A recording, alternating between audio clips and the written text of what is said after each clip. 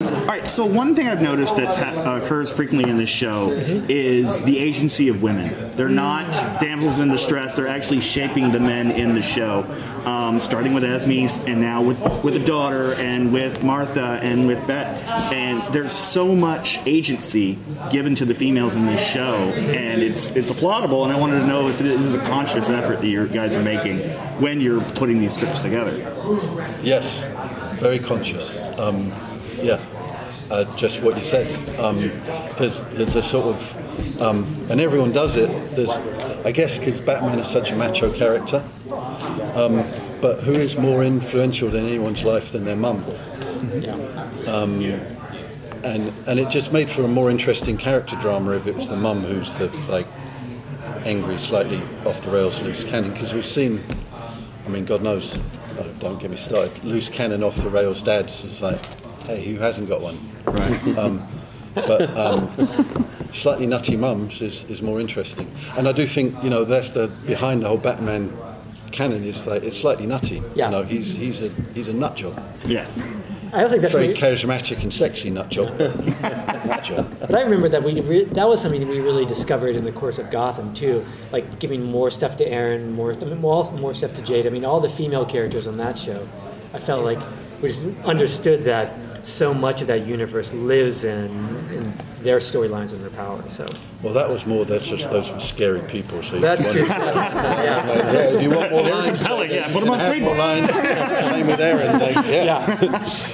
So the show, jumping ahead 5 years, coincides with the move from Epix to HBO Max.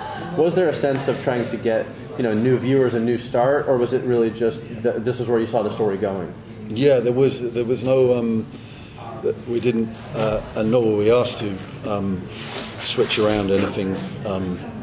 HBO had seen the first 2 seasons, liked what they saw, and wanted us to continue in the same vein. So, to a degree, there was less note taking and giving than there would be normally, because they already knew where we were going, and it was more of a kind of morale boost for cast and crew, because one of the big issues now for everyone in the business, which wasn't there before, is just plain visibility. Right. It used to be there was 3. You knew you would be judged by an audience because the audience had to come to you. Now they can go any bloody where. So it's important to be on the right platform. It's important to be on a platform with visibility, and obviously HBO is maybe the most. I've only just started calling them platforms. I still call them channels. What's on the? And in England there was 2 channels. So what's on the other channel? What's on the other channel? Is that true? Yeah. Wow. BBC 1, BBC 2, and then ITV came in.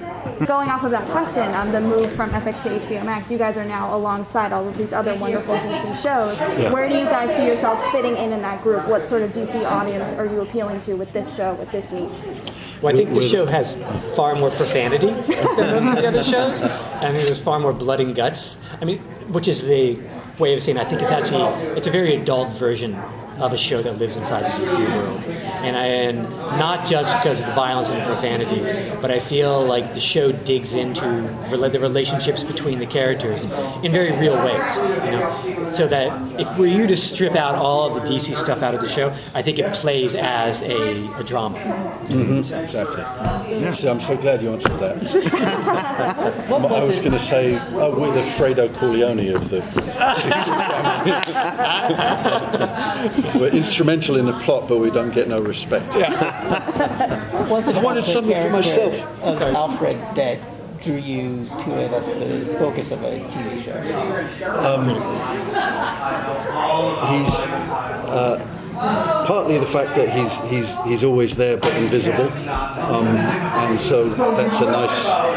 There's a play called Rosencrantz and Guildenstern are Dead, and there's something very fertile about taking a minor character and seeing that world from their point of view. So that was the genesis of it, and then Michael Caine very nicely made him an SAS guy. So what's better than that? Sorry guys. It's better than the Thank SAS. you. Thank you.